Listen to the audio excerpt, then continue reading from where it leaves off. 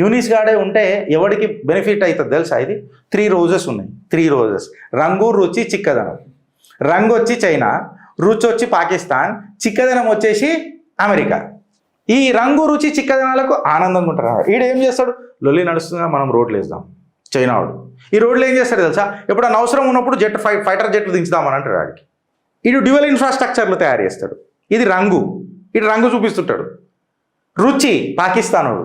వీడికి ఏముంటుంది తెలుసా?